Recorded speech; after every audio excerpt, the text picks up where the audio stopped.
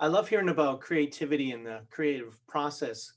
Have you had any examples of, like maybe unrelated field that you had an idea that you could apply to whatever problem you're having with your business? Maybe you watch an NBA game and, they say something that makes you think about something, or it could be you watching kids play, and creatively. Have you had any experiences like that?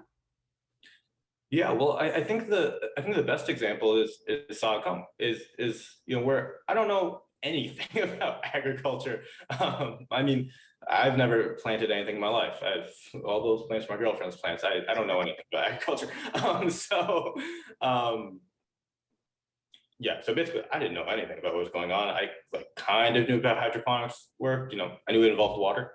Um, but what I didn't know is that there was an efficiency problem, and sort of looking back at Ichosia and saying, oh, we solve an efficiency problem. If we solve an efficiency problem here, we can solve all these other problems in poverty and education and whatever.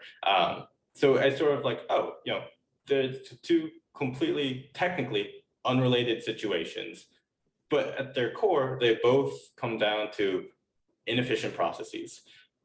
You make something more efficient, you can do all sorts of crazy things that you might not even think of. So then, after that, then there comes the feasibility analysis. But I think there was sort of this light bulb moment where, oh, I already run a company where all we do is increase efficiency. We can transition that over to something else. It's very similar, even though it's technically very different. That's a great point. How do you manage large projects?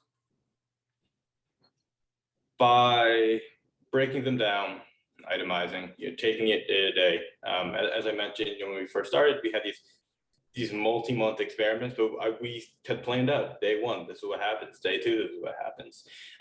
And so there has to be a path to get to the end, right? And if you think about it, our research it's just a huge project. It's potentially a decade-long project, but we have to know all the steps that are going to get us there and how they all come together. And I think really, if you, and it's hard, you have to take the time to do that and figure out how all the pieces will connect to one another, how A leads to B leads to C. But I think if you do that, you can build a pretty strong roadmap to reach your goal.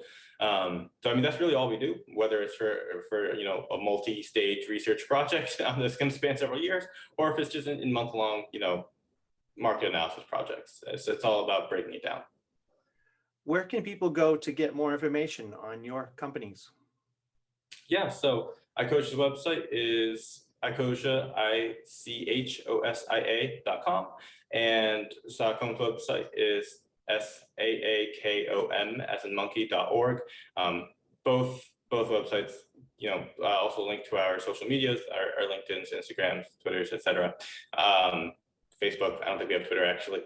So those are definitely great places to start. Also, if any of your viewers are interested in learning more about me or my companies, please have them feel free to reach out to me on LinkedIn. I'm generally very responsive, and especially if you're thinking about starting a new company or have questions about certain things.